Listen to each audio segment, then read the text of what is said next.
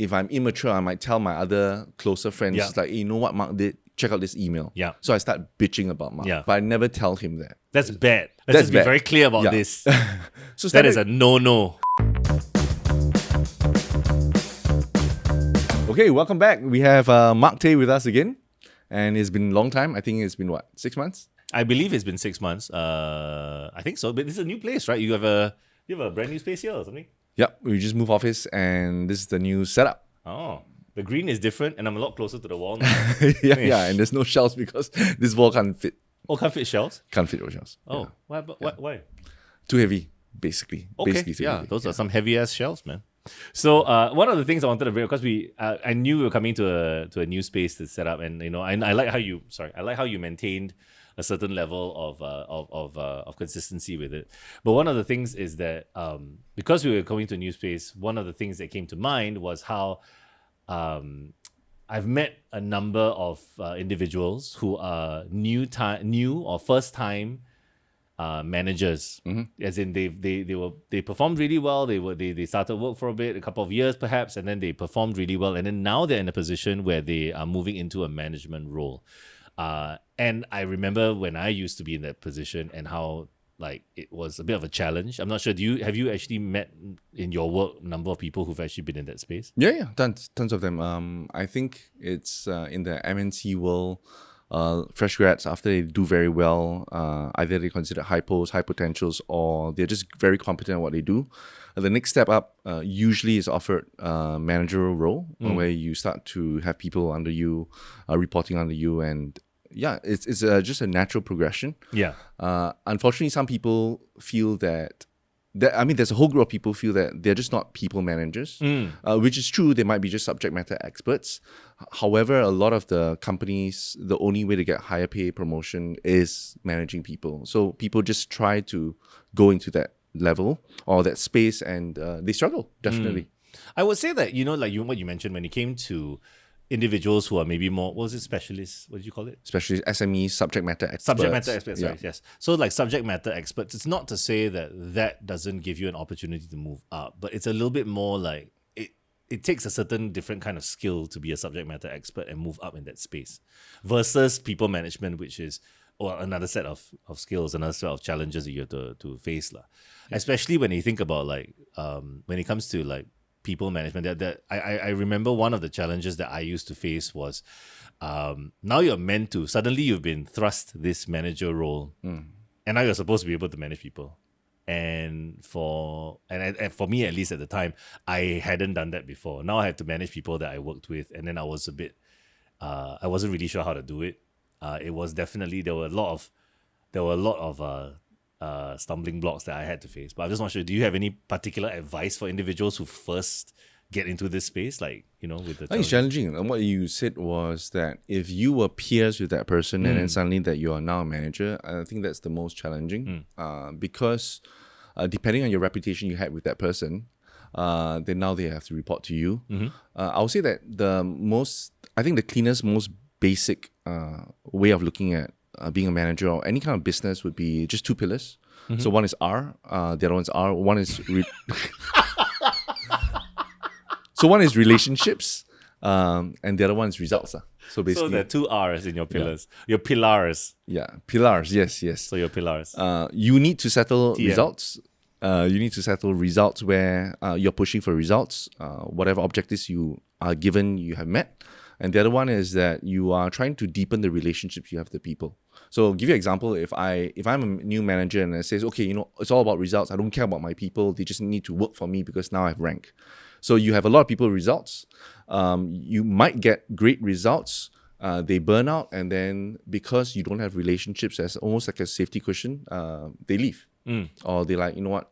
Forget this. The other one is that most of the time we don't really see this, but there are cases where it's all about relationships. So now I'm the person that's gonna fight for value add and fight for perks because I'm your leader now. So you try to push away things and then you try to protect your guys. So it's all about relationships, make sure that your tribe is happy, but then the results suffer. So it's challenging. You have to do both, and then you need to do it in a way that's very balanced. Yeah, but most people are over on one. Most of overweight on one. Yeah, so 51%, 49%, most people are overweight on one. And I've seen, in my experience, most are overweight on results. Right. Do you think there's one that you should, if you had to choose, be overweight on versus, can we say not use the word overweight? That's a bit of a tricky thing with now this healthy living lifestyle that we're trying to do. Maybe over leveraged. Over leveraged? No, that's not it. Focused, over focused, focus, yeah.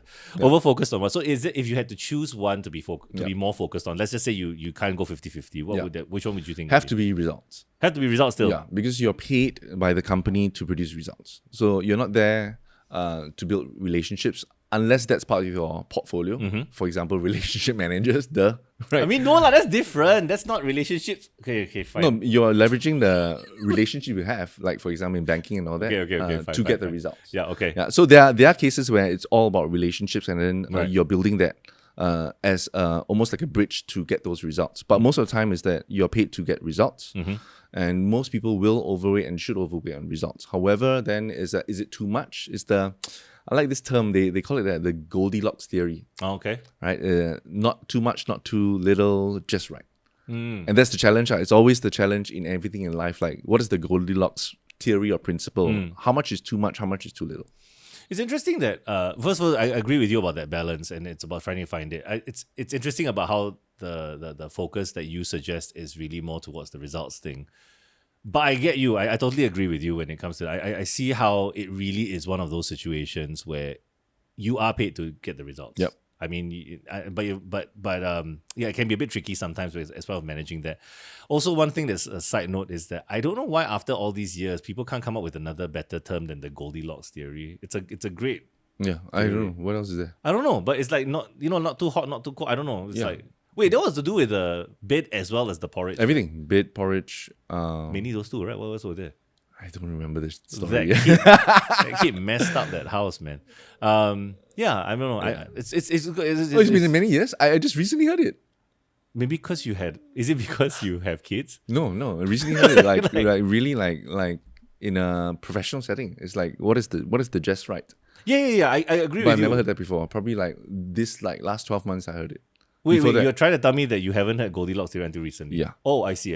Okay, that's fine. That one might need to shorten. But no, because it makes a lot of sense. But it's just that because that balance is kind of what you're looking for in terms of whether it's your work or your play. Yeah. When it comes to results, one of the things that while I agree with you when it comes to results, the relationships, I feel the relationship aspect of that pillar that you need to build is what will see sustainability in the long run. Yes. And in terms of your work, in terms of like being able to work with your team, because no matter what, having to train up somebody new will always take a significant amount of effort to get on board them, to make sure that they know what's happening, to get them understanding in terms of the ways of how things work. So that kind of really does take quite a fair bit of time. Yeah. But one of the challenges I hear as well, and also I remember experiencing, is you suddenly get, as a new manager, significantly more work that is thrown at you.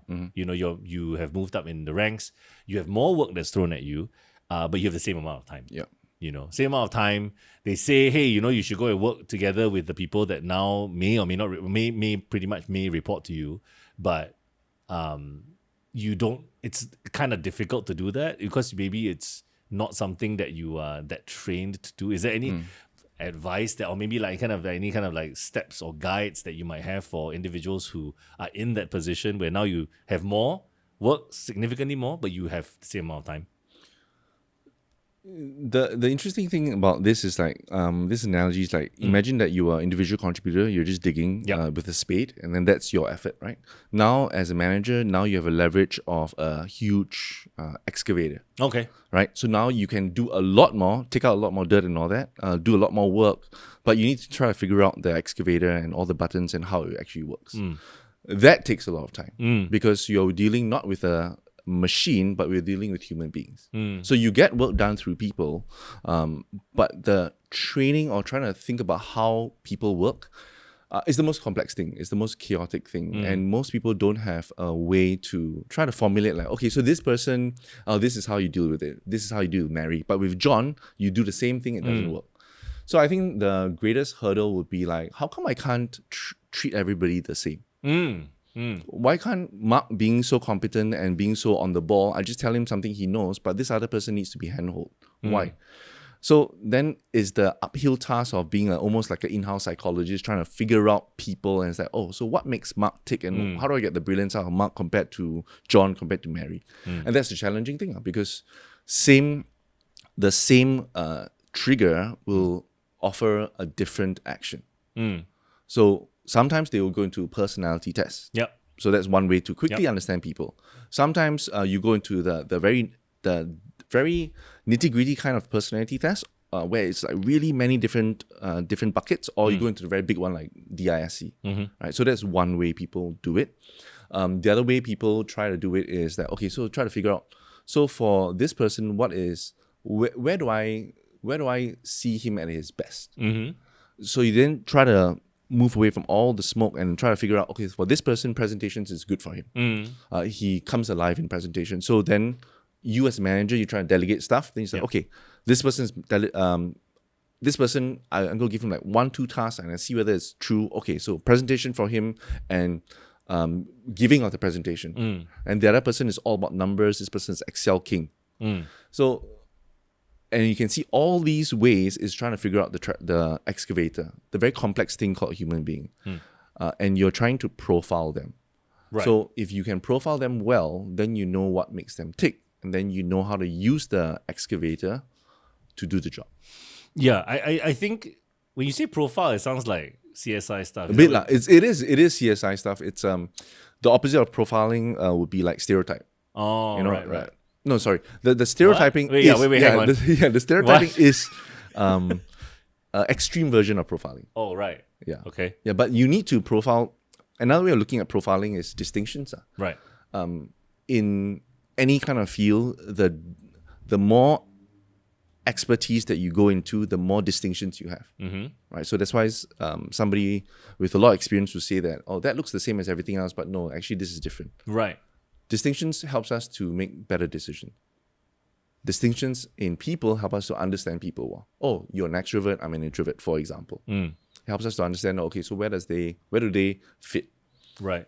Yeah, then like you said, coaching or training or teaching a manager, as a manager, coaching, training, or teaching can be very difficult.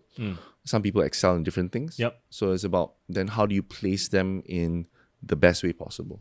I also feel that one of the things that I see a lot of young managers struggle with is actually, it seems very simple, but it's essentially communicating what they're thinking to the people around them. It's really more about because there are many ways to say something, but to say it in the most succinct and accurate and precise way that gets the job done to a person in a way that that person can receive it. Because a lot of times I feel like, everybody has a different way of speaking. Yep.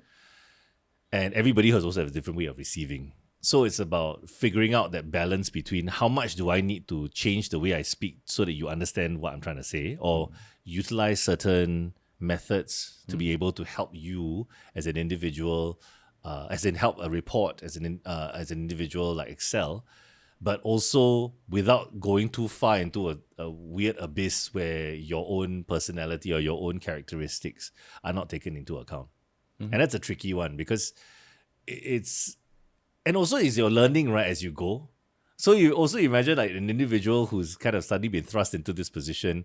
They probably were a bit of a hot shot lah. A solid single contributor. Then now got throw management, and now you're like, oh, and now everybody hates you. but they can't actually explain why they hate you, right? Because maybe there are different things as emotions that get involved. But then it can be difficult because especially if you're really good as a single contributor, but then now having to manage people, you're not as it's not capable, but you aren't able to as easily inspire and communicate what you're trying to do. So I think that's something which always is going to be a challenge, and it's something that you need to really work on quite a fair bit. I think that's more to do with the relationship side of things. It does bring the results, but it's that relationship side of things.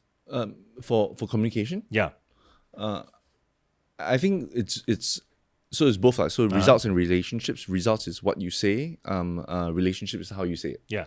Right. So how do you say things? How do you say things to some people? So some people, give you a clear example like feedback. Some people are a beer mug. So no matter how you hit, it won't break. Some people are for feedback are it's like a wine glass. So a little bit of hitting down, it breaks already. Okay. So different people can take feedback in different ways. Right. Some people in the middle of everybody, the whole team, just tell you, Mark, you messed up, or you can take it. Somebody else will be breaking down and they can't. So there's an issue, or there is a way that we need to coming back still profile each person. Yeah, I think one challenge that new managers face when it comes to communication is not so much of just how you communicate, but it is this whole idea of standard. So what is good? Yes. So the greatest frustration for people when it comes to two parties trying to do something is standards. So give you an example, all right? If you have a best friend, how often must you meet up with your best friend? Never. Let's just say for the sake of argument, let's just say never. For real. Oh, for real. Once a month. Let's just say once every 6 months. Once every 12 months. Once every month. Let's just say once every month. So you have once every month. So for you, the standard for best friend is once every month. Okay. For me, it's like, hey, if you're my best friend, we meet up once a year, no issue. Okay. Right? Got it. So you will look at me and we were best friends. You'll be like, Jason doesn't care about me. Right? So there are a lot of things up here, silent standards, that is the same thing. Your manager says that, hey, you need to send this over to me. Send me a research of a competitor. Yep. So Mark, send me a research by Tuesday, 2 p.m. Then you send me a 2-liner. Then I'll be like, your competitor is good. Yeah. You're not so good. You're like, yeah. What? Yeah. So to me as a manager, it's like, hey, like, what was that? Like, you're lazy. But I didn't communicate the standard. So I didn't even tell you that, hey, actually send me at least 2 paragraphs or at least 2 data points in this kind of Excel spreadsheet, and I can show you something that we've done before. Yes. Right? Then that is the most frustrating thing. And you get frustrated with me because, like, as a manager, it'd be like, how come you never tell me that? Yeah. And I get frustrated because I think you're lazy. Oh, you should know already. Yeah, you should know. What, you're telling me that, how old are you? And then the number of times I hear this, How old they are are you? an adult already. How come they still don't know? Sorry. How old are you? Yeah, Okay. no, but it's always that. It's always like, and that's the conversations around this thing called standards, which nobody really talks about, and they just assume that, hey, you are so gifted in this, you're telling me you don't know. And the worst case is that sometimes maybe you came from another company, and you have 5 years experience, and you're the top guy there. You come over here, and then I ask you to do something, and then you'd be like, "This is how I do it." It's like, huh? What did he teach you there? Yeah. But if he taught you the standards there, it's different from here. Correct. I usually don't go by, I agree with you on the standards thing. One of the examples I usually tell people is, especially if they have partners, Partners as in life partners, Like, like okay, whether it's girlfriend, boyfriend, wife, husband, live-in partner, whatever. And then I always go like, especially for this. Okay, this is going to sound very specific, but it's for guys, and then they have wives, and then I will say, has your wife ever said to you, how come the table's not clean? And then you look at the table and go, it's clean what? Because they have a certain standard. Yes. And it doesn't link with yours because you might see like stuff on it. But it's clean, but it's in the right way it's supposed to be. So that communication, I agree with that. The communication it should be done especially at the beginning. Yeah. Not somewhere like later down where you're already really pissed off with the person. You should actually very early say, this is good, which I think you said before, like one of the things you mentioned, don't assume that common sense exists. What was it? Yeah. So, don't assume that common sense exists. Because the opposite is true. That means if you believe that everybody has different standards, you must believe that there's no such thing as common sense. Right. Okay. Sorry. Right. It took me a while to figure that. Sorry. Sorry. Because and managers usually, what happens is that if I tell Mark to do something by Tuesday, then sometimes I'll be frustrated with Mark, but I'll never tell him. Yeah. And I'll be like, I might, if I'm immature, I might tell my other closer friends, like, hey, you know what Mark did? Check out this email. Yeah. So I start bitching about Mark. Yeah. But I never tell him that. And I'll be like, you know what? Can you do this again and all that? But I never told you the standard. Yeah. So that's bad. Let's just be very clear about this. So that is a no. Yeah. Don't do that. And okay, so funny thing is that why is bitching bad? Why is bitching bad? Yeah. I think, I personally So feel... let's say I bitch about you. You bitch about me. With other peer managers. Like, you know how Mark came from this company? You see what he did? I feel bitching is bad in the sense that I feel bitching is bad mainly because of what I believe where it comes from. It comes from you not wanting to actually solve the problem. Okay. It comes from you maybe being afraid to confront it. Because when you want to tell someone they're doing a bad job, Yeah. it also to a degree is not the easiest thing to do, because you're going to actually have to tell someone like, hey dude, or okay, what is the opposite of hey dude for a girl? Anyway, Do that. Do that. I don't know. Wow. You just age statement this. So no, as in, I feel that when you want to try and approach an individual and explain to them that they might not be up to the certain standards that you're looking for, it is not the easiest thing. It is tough. Yeah, because you're essentially telling them that you're fucked up lah. Or you messed up. Or yeah, you big messed time. up, or Yeah. you're like, and nobody wants to do that. They don't like conflict a lot of times. So instead of having conflict, they need to kind of vent it out somewhere. So they what they vent do, out they turn to somewhere somebody else. else who has no relation to this, Yeah. and they just like tell them, because then it's like, oh, it's off my chest.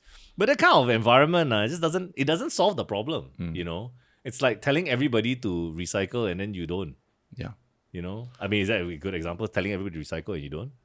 If you tell everybody, same thing. Yeah, just So one thing that happens when you bitch about other people would be that you have, in your own mind and lenses to that person, you have almost kind of poisoned it already.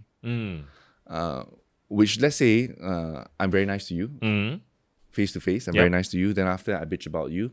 When I go back to you and I bitch about it, the lens I have of you is already tainted. It's very hard for me to be nice to you again. because you've already said something negative. Yeah, about- because it's already tainted. And for us, we kind of like, as human beings, we want to live congruently. That means what I say is what I think. And the more you do that, the darker and darker that lens happens, and the more tainted it is, it becomes then you feel more and more distant from that person. Okay. Because there is a rift now. It's like, how come I'm nice to you in real life, but then there's a tension now because of all the bitching that you had. So that affects the relationship. So that's why bitching actually affects you more than anybody else in your ability to be authentic back to that person. You can't anymore. Because you know that of all the negative things you say, even though you're smiling at that person, something's different. And that relationship, it will just go worse and worse. It's just a rift. Yeah. Some people can do that very well Yeah, okay. and compartmentalize everything, but then internally they start to feel this level of this different kind of authenticity that's just disappeared. Do you think that, but like what I mentioned earlier, do you think that there's actually any, there are people I know who just will need to vent? Yep. Is there a good way to vent? I don't know. Like when you faced in a situation like that. One, of course, we've talked about how you should basically give proper feedback at the time. I mean, as early as possible, give proper feedback about how things need to be, what standards you are expecting. But at the same time, like, is there any way to like vent? Like, besides, because when you talk about bitching, it's part of the whole venting process, I would imagine. So I'm just not sure whether there's, in your experience, any kind of thing which you can, I don't know. I think you can exercise. Okay. No, so if you really need to share it Yeah. and talk to somebody about it, I think you can talk about the facts. Mm-hmm. Yeah, you can talk about it without killing that person's character. So instead of saying Mark is lazy, you can say that, hey, Mark didn't actually fill up this, and he sent me this, and this is how I feel about it. So you can talk about your own feelings. You feel disappointed. You feel like, hey, how come this person affects me this way? So talk about your emotions, but you never go into a character assassination to say that Mark is a lazy person just because of that. Yeah. Or Mark, you see how non-compliant he is. Because that affects you and that lens that you have of that person. Okay. So you can actually talk about that whole situation, how that made you feel, and how actually this is how I'm feeling about it. I'm feeling very disappointed. I'm feeling very frustrated and angry about Mark. And yeah, that could be a vent. But you don't change that character that you had of that person. I think it's also because it's tough. When you talk about relationships, it's emotional, right? It is. There's a certain emotion that goes into it. So it can be difficult to not do what you just said. Yes. It can be quite difficult to split the whole. So like, would you say that, like what you mentioned, like basically looking more more introspectively in terms of how you feel about it, instead of like, because of said feelings, your presumptions of what may or may Yeah. not be. Yeah. It's better to do that, in that Yeah, sense. because it's not true, right? So No, whatever it, he's it may not be true. true. Yeah, it may not be true. Yeah. So the analogy is, for example, if you came from another company and then you gave me a two-liner, it could be that your boss in that company requests for only a two-liner because Correct. he's damn busy. Correct. And you being the perfect, for example, perfect individual contributor, has narrowed down everything into like, okay, a two-liner summary of all the research you've done, and your boss appreciates that of you from the previous company. And when you come to this company, you do the same. It's like, you're not lazy. You've just been trained that way. So the standards in that country you bring over here, it doesn't work. No, it's true. It's true. I mean, one other thing I want to go into is really just about now having to. You mentioned about now having you get moved up, now having to have the people who are your peers now report to you. I personally have I had that situation happen to me? Sort of, I guess. A lot of times it's a bit of a blur all these years, but there probably were situations like that in the past. But I'm just not sure, like, from your experience when it comes to having people now report to you who were your peers, what are the things that you maybe should kind of avoid in terms of pitfalls? I can imagine one of them being a lot of people go in the whole media, okay guys, nothing's changed. I'm just here to whatever, ABC, whatever. Yep. So just go and do your thing, we're just gonna manage. But that's like the stereotypical thing not to do, I guess. Besides establishing standards, is there anything else someone can do in that position now that you're with peers who will, in a sense, report to you? No, not in a sense. They are reporting to you. Yeah. Sorry, not to be unclear. You mentioned, okay, sorry.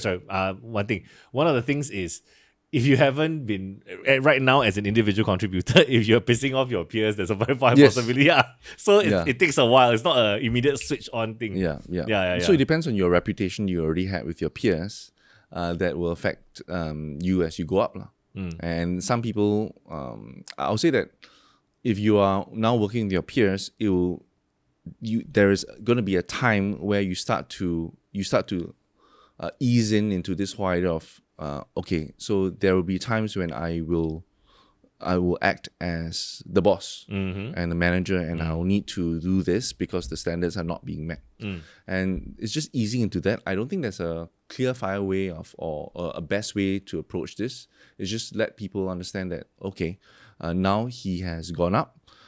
It's going to be different. I'm going to report, and there'll be times when there's going to be really that bridge. Just like, no, that's not good work. Can you redo that? And it's like, but dude, we're buddies. Like, what's up? It's like, no. Go back to standards, which is non-emotional and very neutral, is that this can't pass. And you just talk it that way. So the thing about it, that a lot of leaders or new leaders, they mix a lot of emotion to everything. And then that is the most potent way of messing up everything. So if you can talk, okay, so one clear way I feel, the best analogy I have for how do you actually tell a standard whether this person pass or fail? So I was just coaching just now, and I was sharing that. Imagine that you, as a boss, you are the judge, and then there's a gymnast, and they do their routine. Yeah. Okay. They do their routine and finish the routine, and they end up with a nice Y and all that. And then, what do you do next? You have to pull up your sign. Yeah. And what does the sign say? The score lah. Yeah. Oh, sorry. I was like, is this a different? So I was like, what do you mean? Is this like That's Acme or what? Yeah. So you are non-emotional, Right. and you just have the exam scoring system, and then you just put it up a 9. That means you did well. Or you put a 2. That means you messed up. And that feeling of a judge where you just show it is non-emotional. It's nothing against that person. It's the routine. Sometimes the routine is good. Some days that person is going to do very well. Some days they're not. But then you need to show it. So your role as a manager is to continue showing, to say that, what number are you? Where are you at? And you don't leave them. If it's 2 upon 10, you don't leave them and say, oh, too bad. Yeah, that's the suck. part where you have to not be a judge lah. Yeah, no, you judge still. You judge, but after that you have then to you not, you kind of like, your role as manager is to grow the people as Yeah. well. So it's like, okay, you are 2 now. My minimum standard is 8. This is how you get to 8. Or these are the few steps that you miss in this proposal that makes it an 8. So then you are like, it's a non-emotional, neutral way of just telling them that you have missed the mark or you didn't miss the mark, and that's it. But people start to get very edgy and start to like, why you never do this? What's happening? You know? Or especially because there's a past relationship you already have with these individuals. Yeah.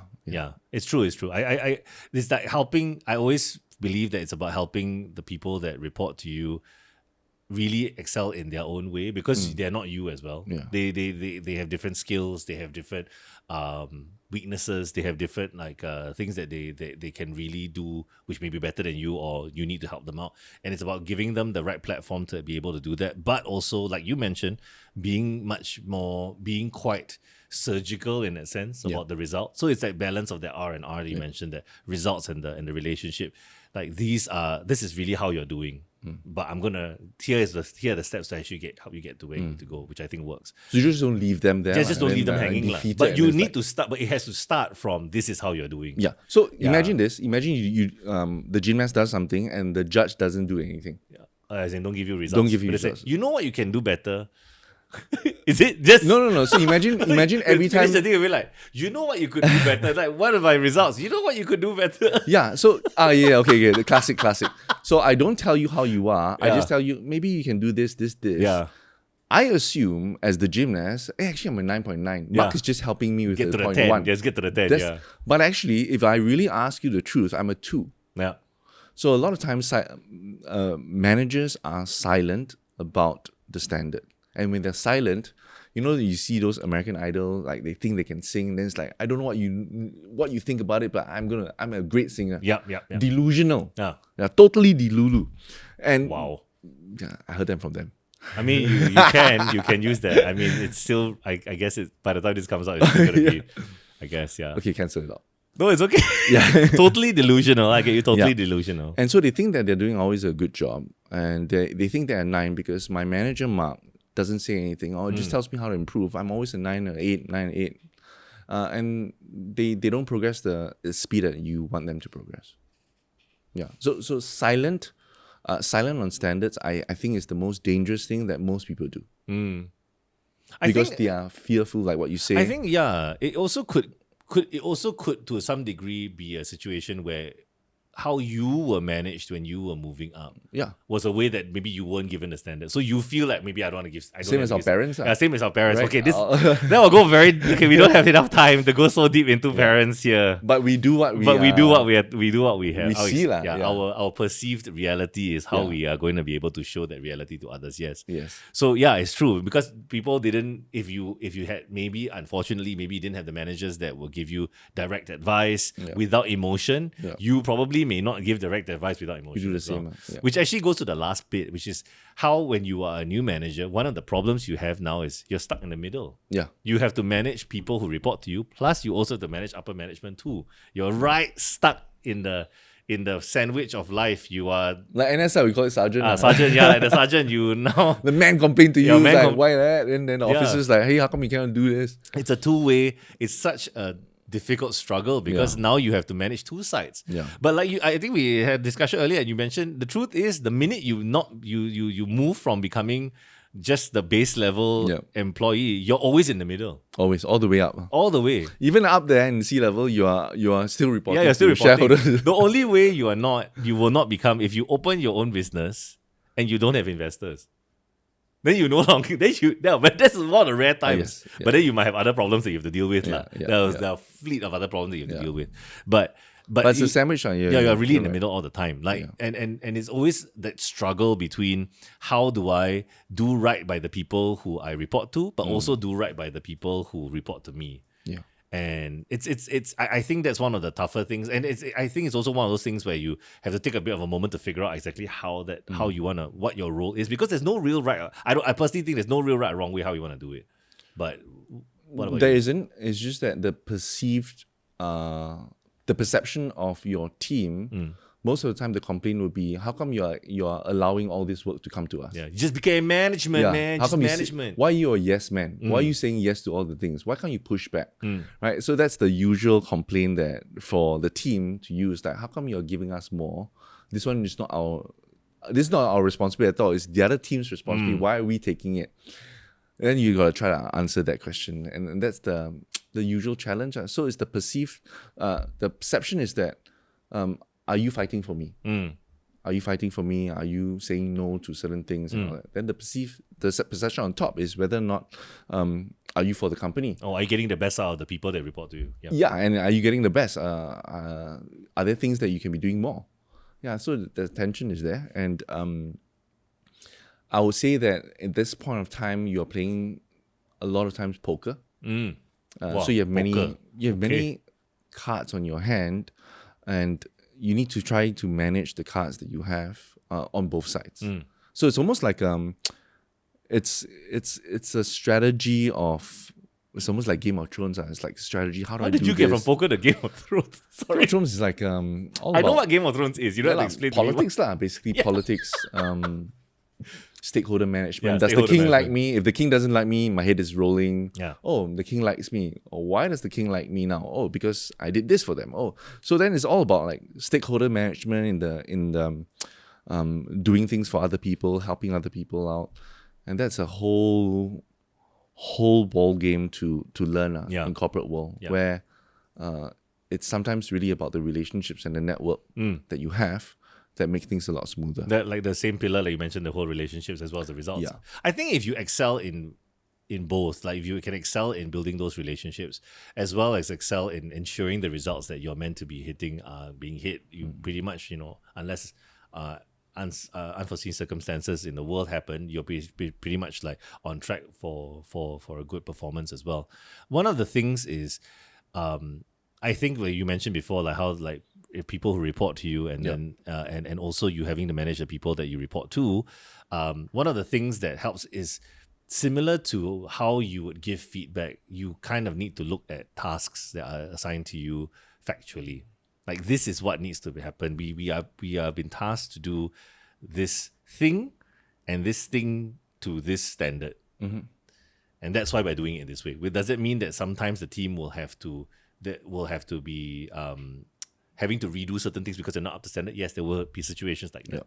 Or sometimes is it a situation where management will be much more harder on us because of certain standards that need to be hit? Yes, there will be. But if we know that is the task at hand, how do we achieve that with the resources that we have in the situation that we have, not taking any emotion into it first? But of course, down the road, things happen. Down the road, there's shifting goalposts, as they always say. Oh, suddenly the standard has changed. Or like, how come you told me that you wanted to do this particular thing, but then, or this was what we were looking to do, but then now it seems that it's shifted.